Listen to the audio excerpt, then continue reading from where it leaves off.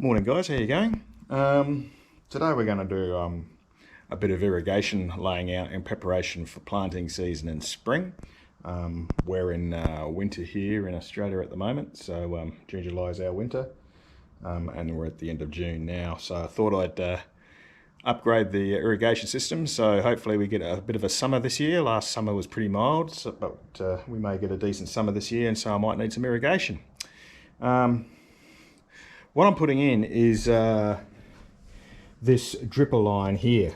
I've used this before on numerous occasions. What was in place in the garden bed areas that I'm replacing the irrigation was this sort of spray system, this 3mm spray system. I've got some fittings here. I've used that system before in other gardens, and as you can see, I've got a collection of fittings for that sort of thing. 4mm, sorry, not 3mm. But I've got a collection for those sort of things. So I've got this, and I've got another couple of jars full of all those little fittings, 4mm fittings. I don't like them because they get blocked all the time. Ants get in there and block up the 4mm lines, and because the line is only 4mm, it's really easy for ants or any sort of detritus, be it dirt, bark or whatever, to block them.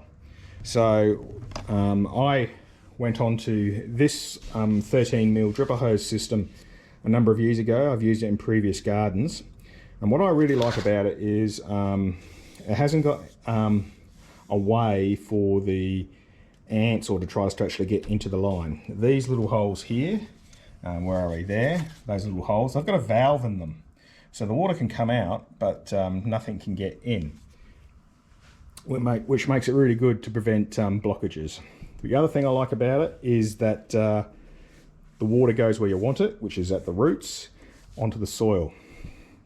Those spray systems are good if you're dealing with plants that need a lot of moisture in the air. So if you're looking at ferns and that sort of rainforesty type of environment, fine, use a spray system. But most of the plants I'm dealing with don't actually like water on the foliage, certainly not when it's hot. They want the water at the roots, and so I'm going to install this. This is a 30-meter roll, and this will be plenty for what I'm planning to do today. I've got a whole heap of 13mm fittings here that I had left over from previous projects and also previous gardens, and also I bought a few more bits and pieces. 13mm T-joins, very handy. What else we got? Lots of T-joints, joiners. Oh, that's a T-joint, sorry. Joiners to connect 13mm bits to 13mm bits. I also had to get some reducers, which I've got somewhere here. Where did I put those? Somewhere very, very special. Oh, that's right, up here. Yes. So, take these out. So at the moment, the lines up there are 19mm lines for the water supply. So I have to reduce those down to 13mm for that dripper hose. So that's what these reducers are for, to convert it from a 19 to a 13. And I've got some end plugs for the 13 there as well. So with all this combined, I think we should get things going. But it's going to be pretty interesting because basically there is a system in place, water supply system in place for the irrigation, which I've cut out along a lot of lines which had the 4mm spray systems on, but the actual supply is still 19mm and was put in not by the previous owner but the owner before that. So the first thing we have to do is work out what feeds what, and whether water still actually gets to the system at all, because it all could be for naught. So we'll go up there and have a bit of a play and have a bit of a discover. You'll find out the same time as I do. Okay, so we've got a supply for this garden bed here, which I like to affectionately call the grave. This is the grave garden bed, and we've got a supply that comes out here and the other side there. So I'm not too sure whether the water's going to come out both ends or no ends or what the go is there. And then we've also got supply that comes up.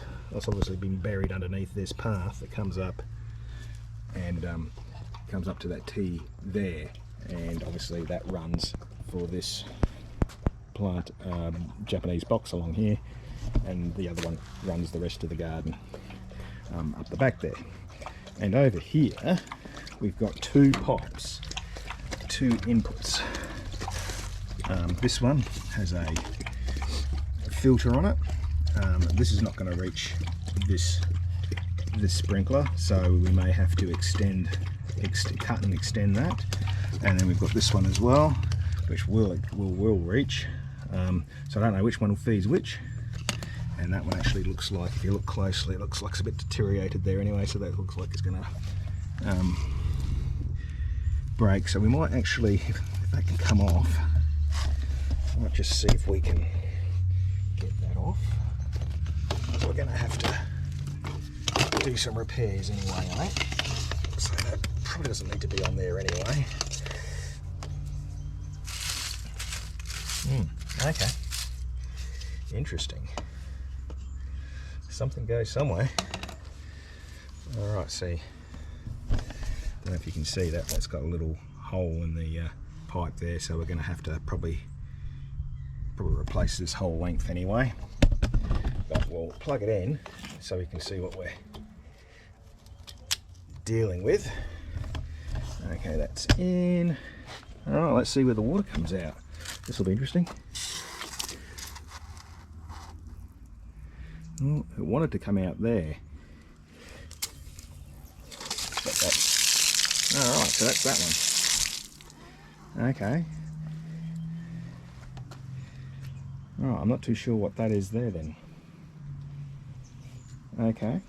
Right. Alright, so that's that one, but we're going to have to repair that. So I'll take that off. Hopefully. There we go. And is that going to reach? It will. Let's see what this one does. Oh, it does both. So it does that one there and that one over there. So I don't know why you would bother.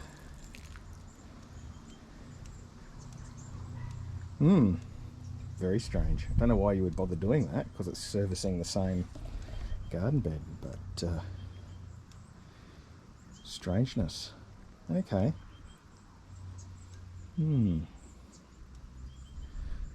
So probably, I think, well, if I'm going to have these on, I'm going to have them all on. So I think what we'll do is we'll get rid of that, because that's redundant. So we'll just cut that back and put an end plug in it.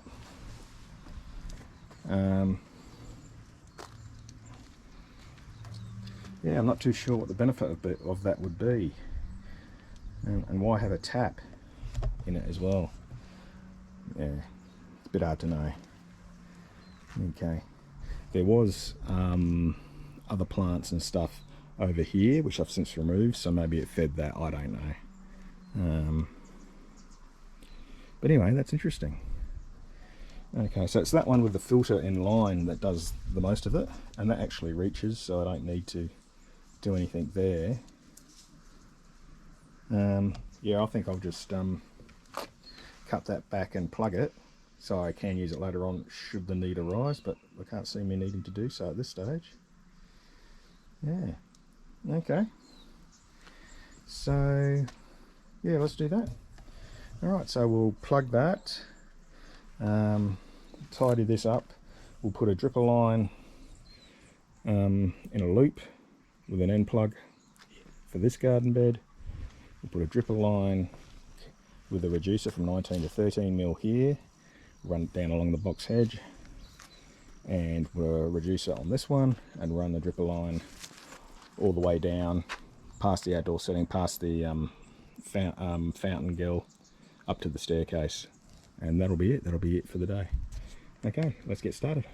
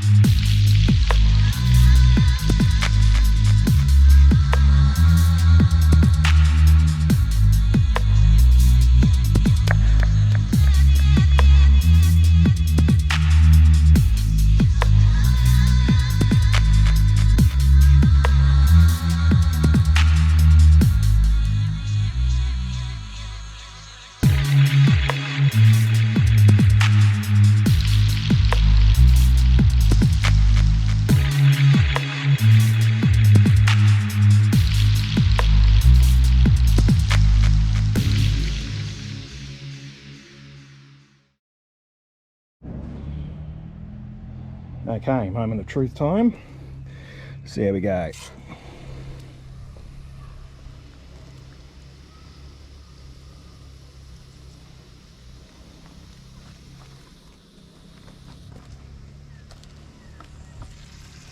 Yeah, that section looks all good.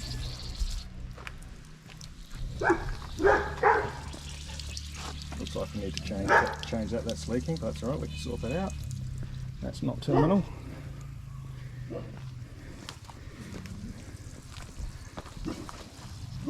This section here is doing okay. Nice, nice, nice. This section along here. Now obviously you can see it quite well, but mulch and plants will grow over all that. More rocks are going to go over, especially this section along here. I'm going to cover that stormwater pipe with rocks so you won't know it's there. So that's all going good.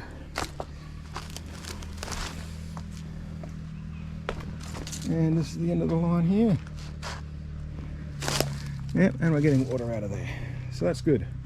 Yeah, so 30-metre roll, didn't quite do it, so I had to grab some offcuts that I had sitting in the shed. It's deceptive how much that, you might think, oh, that's a big deal. Nah, water's still getting through. As you can see there. You can see the water's there. This is the twist here. Flow's coming this way. So ideally you wouldn't twist it. It does twist a little bit easily, so that's the only thing you have to watch out for.